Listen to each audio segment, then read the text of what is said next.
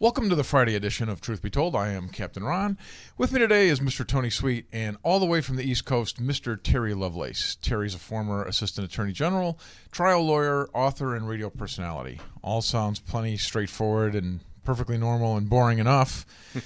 That is until you find out why Terry's with us today, because back in 1977 on a camping trip, Terry experienced a UFO encounter that turned into an alien encounter that has turned into his best-selling book, The Incident at the Devil's Den. He's been kind enough to come in and share the details of this experience with us today. Please welcome Terry Lovelace. There he is. Thank you. That's very kind. It's a privilege to be here. Happy to tell my story. I appreciate that. Why don't you start off and tell us, people are going to ask why this happened in 1977. Why did it take you till a couple of years ago to talk about this publicly? Yeah, there are two common questions, and that is, what took you so long to come out and tell the story? And the other question is, why didn't you have these things removed from your leg when they were first discovered on X-ray? And for that to make sense, I guess I need to start at the beginning. In 2012, I went to stand up and couldn't support weight on my right leg. And I fell and went to the emergency room and had an X-ray. And they discovered some things in my leg that I'll get to.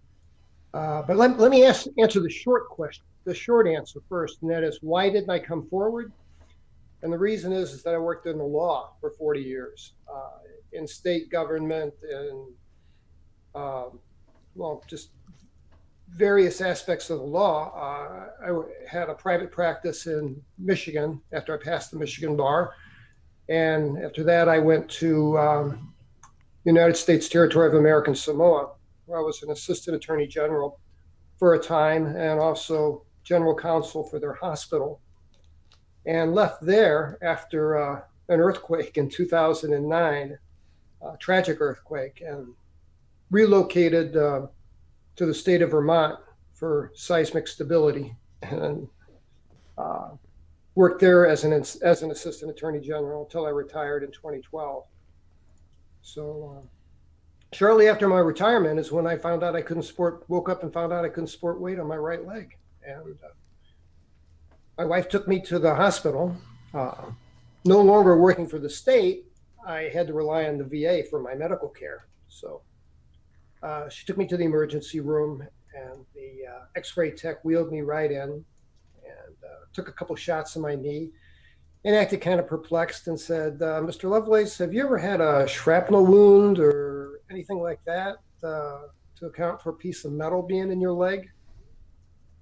And I said, no, I was fortunate I never left the States. I've never been in an automobile accident or injured that leg in any way other than it being unable to support my body weight today. So she took a couple more shots, and then she called the radiologist to come down. And the radiologist strolls in and walks over to me and kind of says, I think it was aimed at the technician. He says, it'll be right here. And he pokes me in the leg.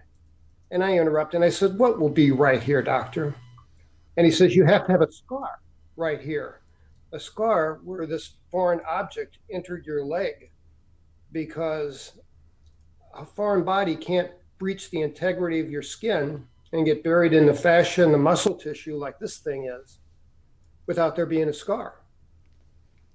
I said, well, can I see the X-ray? And he's like, sure. So he popped an X-ray up on the light box. What you're seeing right now is are the artifacts that were below my knee. And you'll see there's a collection of 5 or 6 with one tiny dot in the center. And he was very perplexed by this. At first he said, well, you've got bones in your knee. And I'm like, well, yeah, I mean, aren't I supposed to have? And he says, no, he says, you got bones in your knee, in your calf muscle. And I was really taken aback because for years I was a runner. And every time I ran, I took up running in 1979 when I got out of the Air Force. And every time I ran and I hit the 2-mile mark in my run, I'd get this numb spot on my knee, just above my knee and lateral. And that numb spot, as I called it, I asked my doctor about 1980. Asked my doctor, "Is this, what's up with this? What is this thing?" And the doctor said, "Look, if it doesn't bother your run or affect your run, I wouldn't worry about it." So I didn't for 40 years. But it would happen every single time I ran and passed the 2-mile mark. I mean, give or take 60 yards. But and then that night in the emergency room, it hit me. That numb spot was directly over where this foreign object above my knee is. The foreign object above my knee looks like a computer chip, and it has 2 wires attached that ran upward toward my head. And it was disturbing. And he was still insistent that there had to be a scar on my leg somewhere. So he turned off the lights in the x-ray room and got he had his intern or assistant, whatever, fetch a handheld black light. Because he said, "Look, scar tissue will fluoresce under a black light." I didn't know that. And he examined my knee with this black light looking for scar tissue.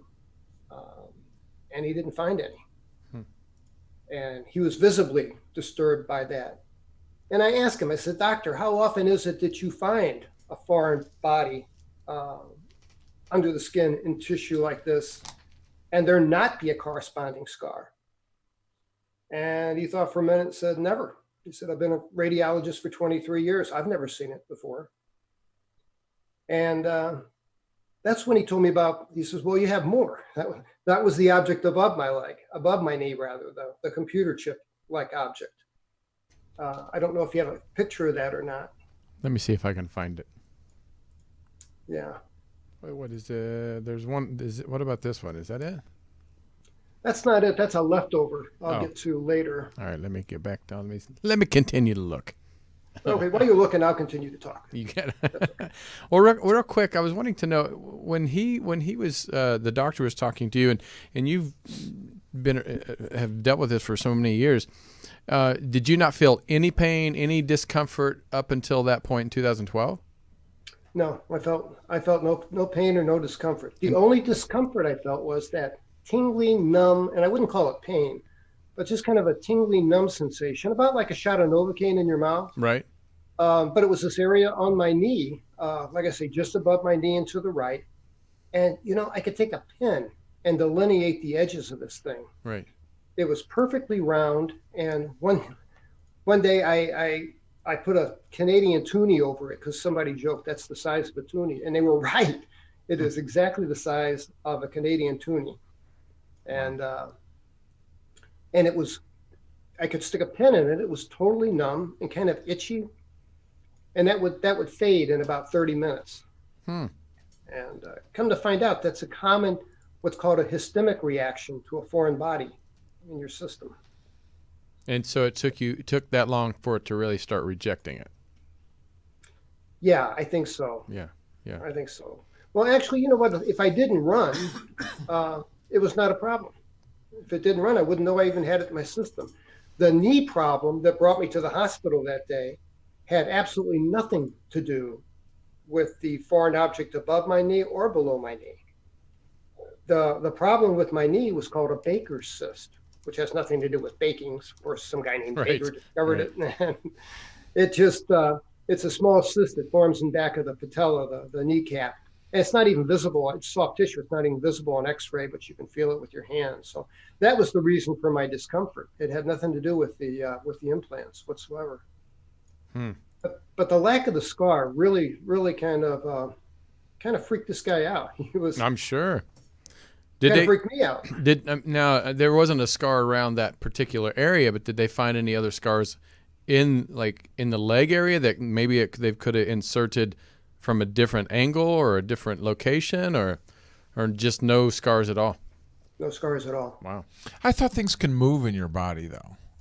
They can. They can move. Because I investigated that. Because somebody told me that, because I was really looking for a terrestrial reason for these things to be in my leg. Yeah. I wanted to find some reason that made sense. And somebody said, hey, I read a story one time about a guy that had been shot in the chest when he was in a war and then coughed up a bullet. Right.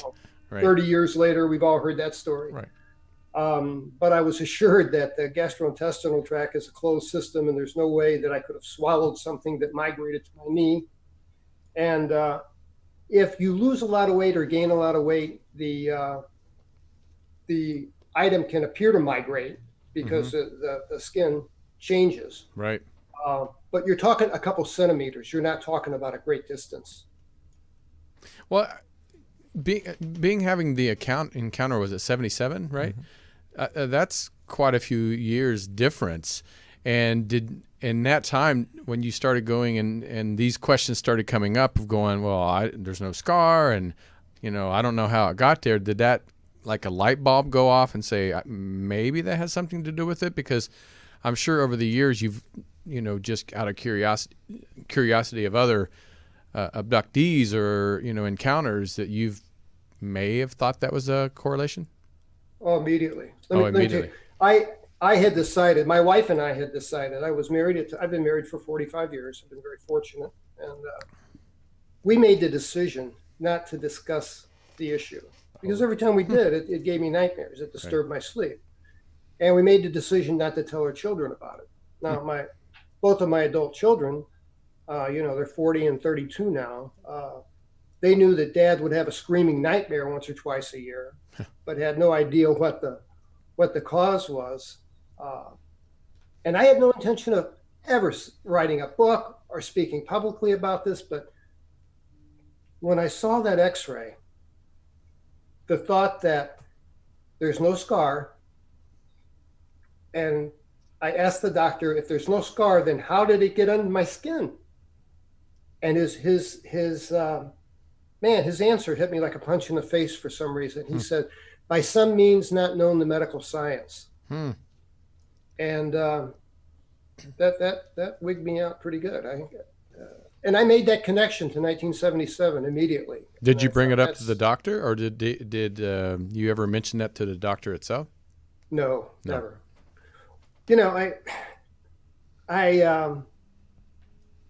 I didn't think it'd be well received. I was concerned I might spend the night in a psych ward. Right. Really? Yeah. Yeah, I'm sure. And I think in the last 5 years, things have changed a bit. And I think that a lot of this now has passed the giggle factor and right. People are a bit more receptive. I don't think my book would have been anywhere nearly as well received 5 years ago. But times are changing. Things are changing. Right. Many aspects of your story are very sort of typical in the sense that, we've heard this before. This does fall in line. It's not like as outrageous, like you're saying, if maybe 40 years ago it would have been. And I think Ancient Aliens really, the TV show itself really opened the door for a lot of the skeptics to finally reveal their own stories. So it did. I was amazed. In the back of my book, in the epilogue, I state in the epilogue, look, I'm not a medical doctor. I'm not a therapist. I can't offer you much more than empathy. But if you'd like to share your story with me, I'd be glad to hear it, and I'll respond to it. Well, I had no idea. I've gotten over 1,100 emails from people since March 10th of 2018. Matter of fact, that's how I start my morning every day. It was a pot of coffee, and I sit down and I return these emails. And I have some absolutely amazing stories.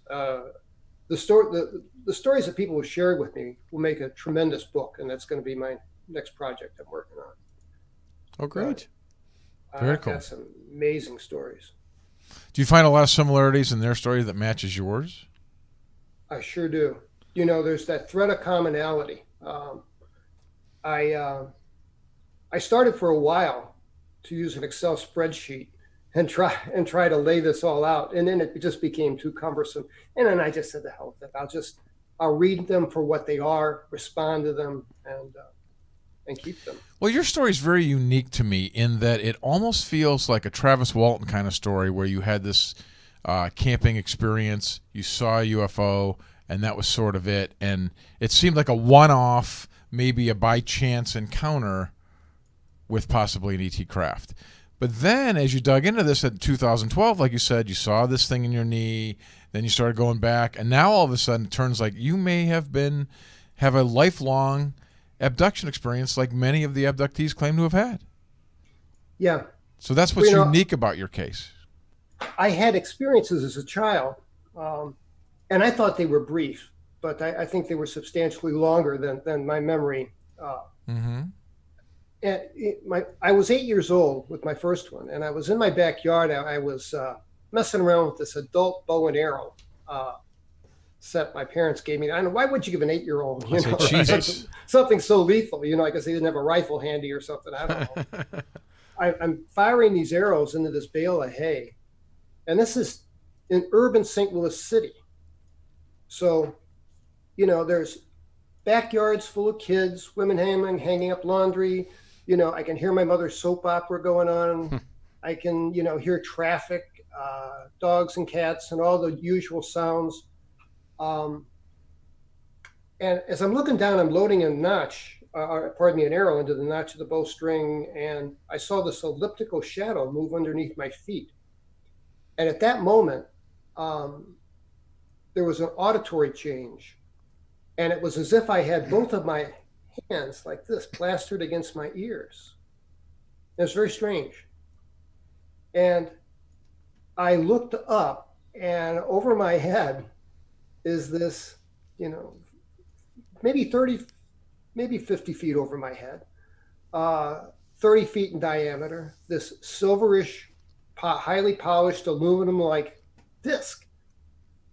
And, I like most kids of 8 years old back in the day, I was fond of putting, plastic airplanes together with glue. And so I kind of had an idea how mechanical things work. So I'm looking up at it thinking, I should be able to see rivets or seams or exhaust or propulsion system of some kind or an antenna or maybe CCCP painted on it or USAF or something. But nothing. It was just this polished aluminum. It may have had a little dent or wrinkle here or there, and it wobbled a little bit in the breeze. And I had the strange notion that I should lie down on my back and look up at it to get a better view. Now, that makes no sense. Right. And in retrospect, Yvonne Smith told me that, that's probably not what happened. Yvonne, as you know, has been regressing people for 28 years. Right. And she said what likely happened was you were taken and then you were kind of unceremoniously dropped. And that's really how you found your way to be on your back in freshly mowed grass. And your mind just filled in the blank with, I must have decided to lie down. It's almost like they threw you like a bag of chips, like I'm done. I'm just done with it. Yeah. That's crazy. Yeah. And then I had a second experience as a child. 3 years later when I was 11, 1966. And I'm in my bedroom, sound asleep, typical night, school the next day, nothing unusual at all. And my room gets this flood of lights, and they're flashing green and yellow and white, and man, I mean, lit up my room, like a 300-watt bulb or like a flash bulb going off, and I could hear a mechanical hum, and it was strange because I wasn't freaked out about it. I wasn't frightened. I wasn't. I was almost disinterested, and that would revisit me again. All of that is very reminiscent of your experience in the tent in 1977 with the lights lighting up the tent. Very, very similar. I got up, I got out of bed, and I went to the window, and I pulled back the curtain, and I tucked that curtain into the Venetian blinds that we had, so I could kind of have a hands-free look at this thing. And I looked at it for a few minutes, and it was just kind of, Turned around, went back to bed, and went back to sleep. And in the morning, I didn't remember it first thing off on top of my head. It wasn't until I turned my head and looked at that, and I saw that that curtain had been tucked into the window. And then I knew that was validation. I knew this wasn't a dream. Again, reminiscent of the apathy you felt when you first saw the triangle craft when you were camping. Sure enough. And boy, I'll tell you, that theme of apathy, disinterest, comes across in the letters I've received, and in the people that I've spoke to at conferences and the like. Many people tell me they had that experience.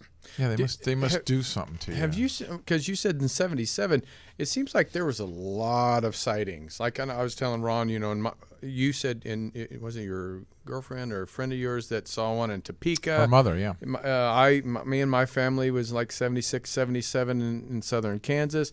There was seems to be a lot of sightings, especially in the Midwest back then. There were. Yeah. I wonder, I'm always curious of why that was such a... Have you ever did any research to find out for yourself to see why you think so much sightings were seen back then, and maybe even abductions? I've done a little bit, yeah. There's the guy that wrote, and forgive me, I can't recall his name off the top of my head. He wrote an excellent book about the triangular-shaped craft. And these were all triangle-shaped crafts too that your mother and my family saw. Yes. So and in his book he mentions that his own sister was driving to Kansas City from St. Louis area, and would not have been far from Whiteman Air Force Base at all. And they saw the same thing. They saw a giant triangle, the sky above them. Oh, and also a woman in the Hudson Valley saw because I thought it was really peculiar that the one we saw had so much depth to it. It was so tall. Because normally they're like a single story triangle, like the Belgian wave crafts that I've seen pictures of. Well, yeah, tell us about this craft that you saw. So now we're going back to 1977. You guys are camping, and you see these lights, and then you see it when it gets close that it's a craft. This is 5 stories high and a city block long on each side. It is. It was absolutely incredible. I mean, that alone is phenomenal. And that drawing that you have there is a drawing that I made of a craft that I was told about when I had the exchange, telepathic exchange with the extraterrestrial I found in my living room, which is kind of a long story. I should save that for the end for it all to make sense. But yeah, the sighting that we had, I probably should tell the whole story if we got Let's do that. Right at 1977, you guys are camping, and you see the lights in the sky, 3 of them, and you think it's stars or something at first, and then... And then right before we saw them, and this sounds cliche, but I swear that this is true, and this is a commonality too, and that is that the normal sounds of the forest, like the crickets and the tree frogs, were silent. And we had enjoyed a nice breeze beforehand, and then all of a sudden the breeze is gone too. And it unnerved me. And I asked my buddy, who I refer to as Toby in the book, like, "Hey, Tobe, is this normal, man? Is it the stillness out here? It just seems unnatural to me." And it did. I was freaked out by it. I was unnerved by it. Yes, an eerie calm before the storm is another common thing that people say, that they notice the calm before anything happens. Boy, I'll tell you, I looked at we still had a decent campfire, and I looked at the tree in back of our tent, and I'm focused on a leaf, and I'm thinking, if I focus on this one leaf, it has to move. It's got to move. Sooner or later, it's got to move. And I'm watching it, and it doesn't move. And that sent a chill up my spine. And I thought, am I looking at a reality here? Or am I looking at a different dimension or a hologram or something? This just doesn't seem real. But then after my buddy reassured me that, hey, we've been loud, we've been laughing, cutting up the crickets and the tree frogs, they'll be back.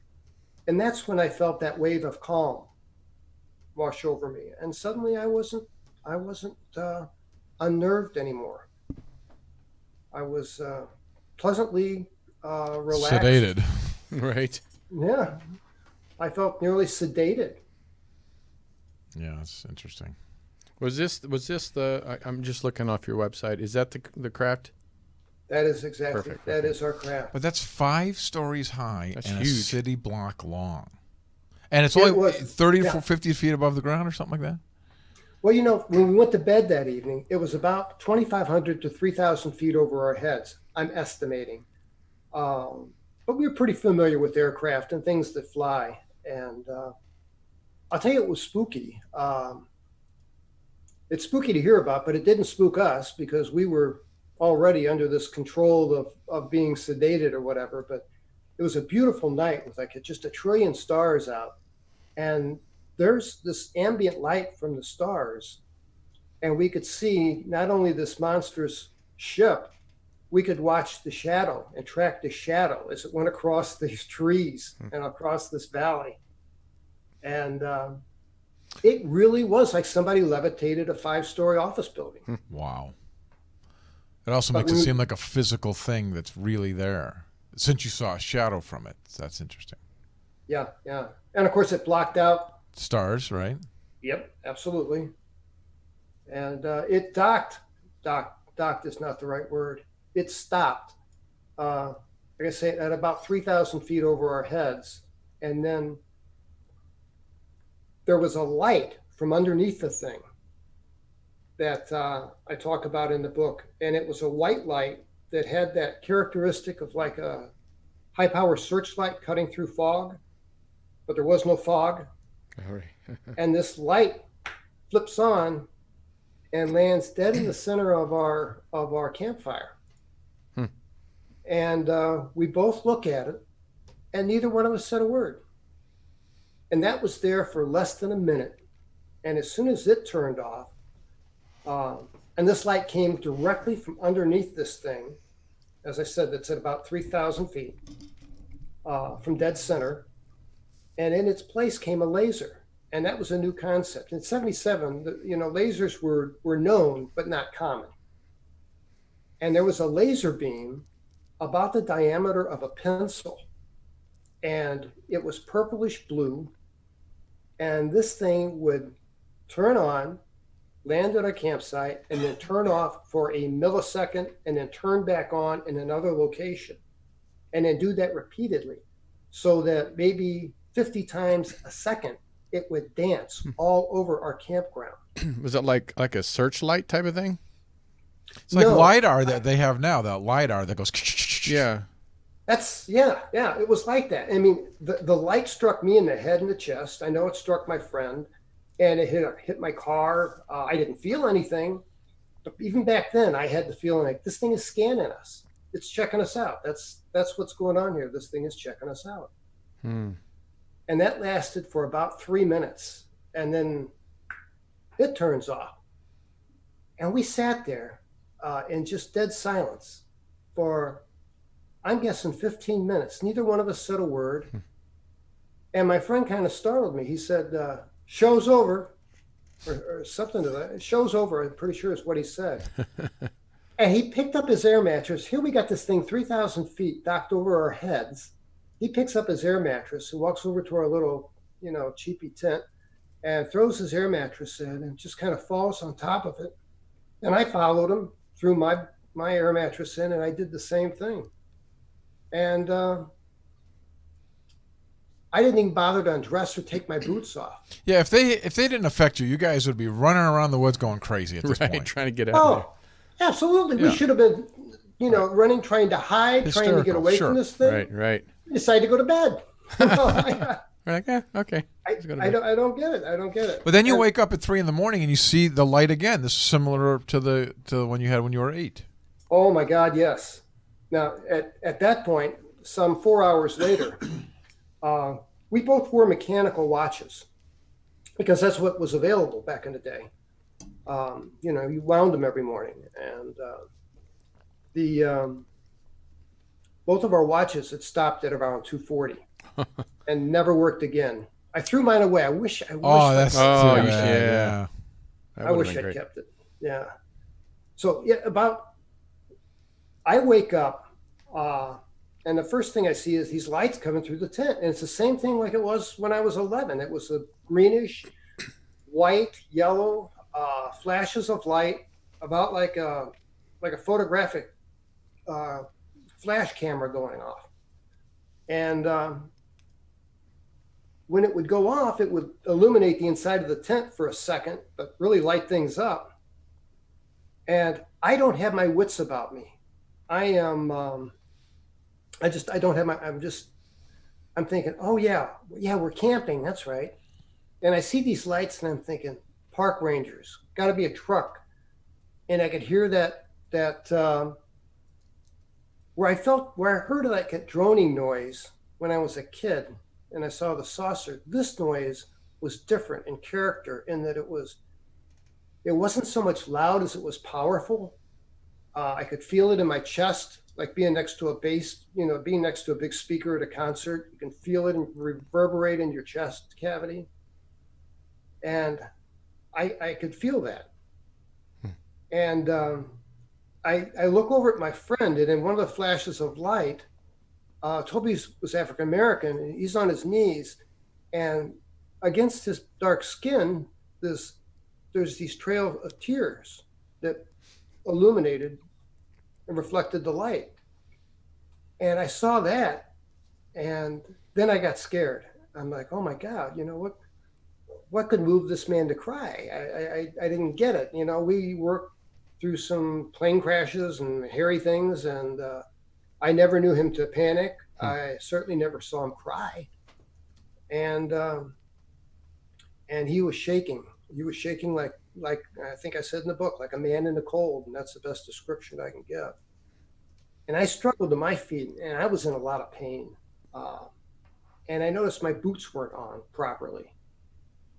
And I said, Toby, what is it, man? What's out there? Is it park ranger? What's out there, Toby? And he put in a universal signal to be quiet. He puts his hands across his lips and says, shh, I think they're still out there. And I'm like, what, Toby? Who's still out there? I'm still coming out of this fog, out of this daze. And he's looking at something, and I want to see what he's looking at. So I peel the panel of my tent back, and I kind of nudge him with my left shoulder to the side so that I can see out the tent. And he kind of collapses on my left shoulder and is sobbing. And he said, I said, because when I looked out, I saw what I took to be little kids. And maybe 15 or so. And I asked him, I said, like, Toby, what the hell are these kids doing out here in the middle of the night? And he said, man, those ain't no little kids, Terry. They took us and they hurt us. You remember? And then I remembered. And they sure did. And you could see him from that beam, right? The beam, that same beam you were referring to earlier, that was over these quote unquote children, correct? Yes. Well, there were actually 4 light sources. On each apex of the triangle, each point of the triangle, there was what I called a light bar. And it was a bar that ran from the bottom all the way to the top. And there was this white light. The lights had changed in color, and now they were all white. But they've got like a white light that would run up and down that bar. And I remember thinking, that must be what gives it the illusion that it is a twinkling star when it's in the sky. I don't know if that's true or not, but that was my thought. And I saw these little guys that I took to be children, but then when I looked at them close, I could see these weren't human beings. And they had a really unusual gait. They walked like they had sore feet. And they were all paired up in 2s and 3s. I didn't see a single one alone. And there was a column of white light. You're right. It came down, a column about 25 feet in diameter maybe, and a perfectly circular column of white light, visible light. And these little guys in pairs and 3s would wander into this light, and they would dissolve into the light. And right then my friend's hyperventilating, and I'm like, Toby, man, you got to get a hold of your breathing. You got to calm down. And that was easier said than done, because I had never been so afraid in my life. I don't even know how you react to something like that. And that's your classic standard UFO beaming up alien beings. Yeah. And, it affects me to this day in that I won't be outside by myself alone in an open area. I'll walk a half a mile rather than cut across an open field and be open. I feel vulnerable. And it really affected who you call Toby as well. I mean, like his whole life went down, like with alcohol and divorce and the whole thing, right? And yeah, I don't know what they did to me, but whatever they did to me, he got a double dose of it. Oof. And it was really a shame, because he was a wonderful human being. He's a brilliant mathematician, and he wanted to study astronomy. Now, that's an interesting point that, I didn't even think about when I wrote the book, and that is that why didn't I stop and examine why he had such a fascination with the night sky? And I think in retrospect, it's probably because he was taken as a kid like I was. So why do you wonder why he remembered and you didn't? Why he remembered? Because he said, "Don't you remember?" And you. Oh, yeah, because I was still in that fog. But I was still in that daze. Okay, I just thought maybe he remembered more detail than you did, and that's why I was like, okay. I think he'd been awake longer than I had. Got it. Or conscious longer than I had. Well, I don't know if I included it in the book or not, but they actually they instead of putting us in the tent, they dumped us. Again, I get dumped, right? Right. They dumped us by my car, and I'm semi-conscious, and Toby's out, and the little ubiquitous gray guys are there, and they're very strong, but I don't think they're very smart, and I don't think they're sentient beings. They're not like us. They're not. Well, that's what I want to hear, because there's a lot of different takes on this. There are people think it's mechanical. Some think it's, partially mechanical, machine, who knows what. So how would you describe this? You remember seeing the quote-unquote gray beings. Why don't you describe what you remember them as and what your take was, like you were saying now? What do you, at your gut, think they were? Given us a lot of thought over the years, and I couldn't have crafted this answer in 1978 or 79. In today's technology, it makes more sense. I think they're a combination of some type of biological material, living material, combined with an artificial intelligence, combined, nanotechnology, a meld of all these things that we know now are available to us, that we're just now, peeling the curtain back and having a view of them. That's what I think they are. In that regard, I think they are like robots, or such a dated term, robots. But an AI machine, sort of. Yeah, there we go. Much better term. Interesting. What did they look like to you? Did they look like a standard gray that we see all the time, or did it seem scary to you, or did it seem frightening as hell to me? Yeah, I bet. And look, right off Whitley Strieber's book. Yep. The cover of Whitley's book. Oh yeah. And you know what? They were all identical. They weren't. I couldn't identify any as an individual. Now, I have some memory of being inside the ship. And when I was inside the ship,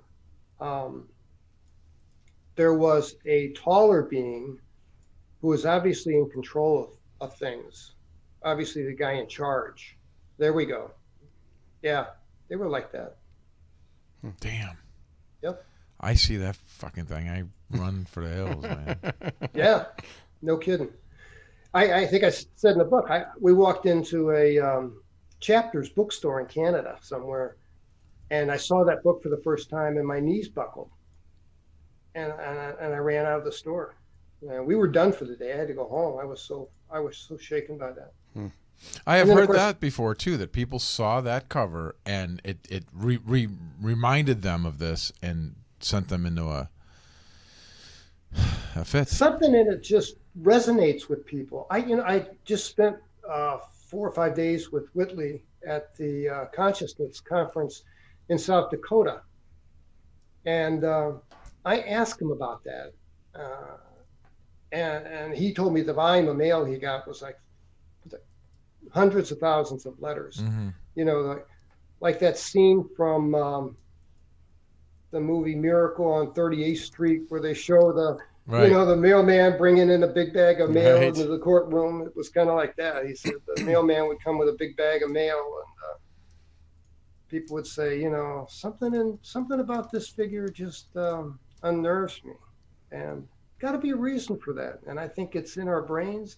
I think it's way down in the lower brain stem, where where that part of our brain is that makes us afraid of the dark, because that's when human beings are eaten.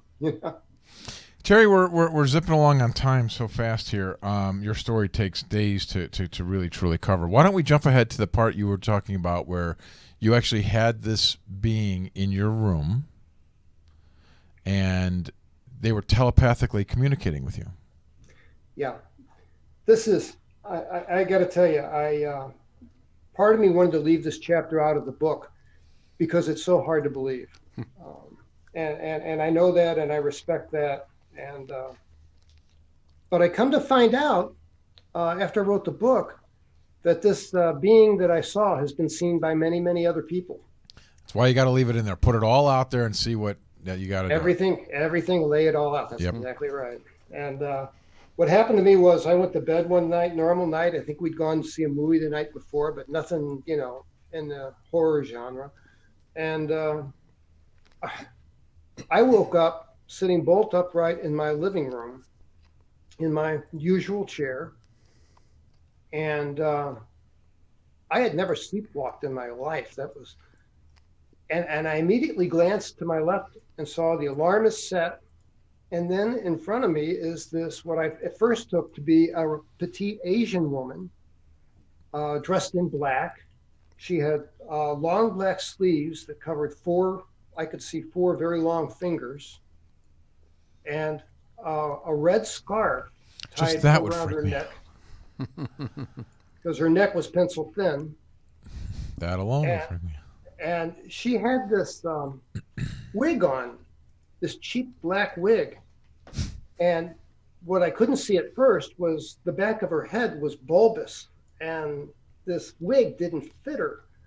So it's on kind of all askew, all kind of sideways. And I had the thought, now, and of all the thoughts that could cross my mind, like, oh my God, there's a stranger in my house.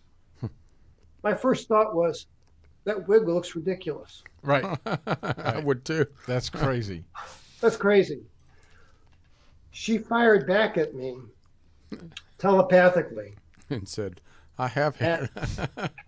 and said, "You don't like my wig?" And I felt compelled to apologetically said, "Oh no, it's absolutely fine. No, it's great. Very natural for an alien." I'm just surprised that you're here. Now, did you think that she was a gray, or do you think this is a different type of being? This is a different type of being. I recognize this woman. I saw it say woman. She's not a human being, but I recognize this entity. And you felt that she was a feminine presence? Absolutely feminine, no doubt about that. And I felt, and this is hard to explain, but it was an emotion I can't reconcile, and that was I felt an affection for her. Not in a romantic way, but in a maternal way, maybe. And my thought was, I wish she'd take those glasses off, because she had on large, oversized glasses that hid most of her face. And the second she took those glasses off, I recognized her from when I was a kid. This was the same entity that used to play with us whenever they would take me as a kid. When I was very young, 4, 5, and 6, they would come and take me, and we would go into this round room with the ceiling was white and dome shaped, and there were always 6 or 7 other kids, always the same kids, and she was there, and we had blocks, geometric blocks of different colors, and she would ask us to arrange them in certain ways. And when we did, she was, gave us praise, and when we screwed it up, she would be very consoling and say, no, try, no, do it this way. It's very strange. I tell you, what was really stranger was that, well, the woman hadn't aged a day. But in this mix of this woman who was in control, there was a girl who looked to be somewhere between 11 and 14. I couldn't tell. I was a little kid. These are, fuzzy around the edge memories. Right. But I remember this woman, this girl, because all of us kids were afraid of her. And she had pigtails, and she wore this really short little skirt like girls wore in the 1940s. And black shoes with buckles, and white socks, ankle socks. And she looked like something out of the 1940s. And she never interacted with us. And I was always spooked by her. But we kids would talk telepathically. Amongst yourself, among the other humans, you talk telepathically? Yes. We kids could talk telepathically between ourselves when we were on board this ship. Well, that's unique. Well, that is unique. Even just hearing anybody talk about a feminine, masculine difference, normally it's just one, seems like one being. There's not like a feminine or masculine.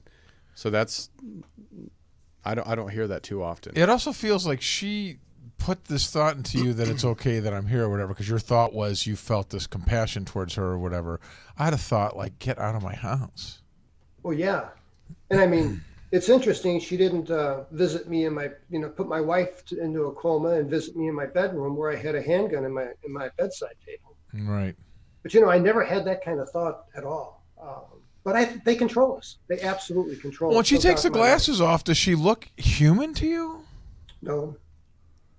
So she exposes her alien-looking face to you. And what does it seem like? Is it? She had the large black eyes, but not as large as what's on Whitley's book, cover of Whitley's book. But they did wrap around. There was no sclera. It was all black. Two little dots for a nose, a flat face, and a thin slit for a mouth. Because she had on this wig, I couldn't see any discernible ears, but... It almost seems funny that this alien being is trying to disguise herself for you to make it more pleasing by putting on a wig and glasses, like to be less, I guess, scary to you. And yet it seems sort of funny that she doesn't even really pull it off that well. Right. I know. I don't get it. But it's happened to other people. And, we've heard. Yeah, they absolutely say that. We just saw this movie from the guy we had on last week, and the girl had a sexual encounter with him, and it looked like this 6-foot muscular football looking human, but then like it would fade in and out and turn into the reptilian or whatever.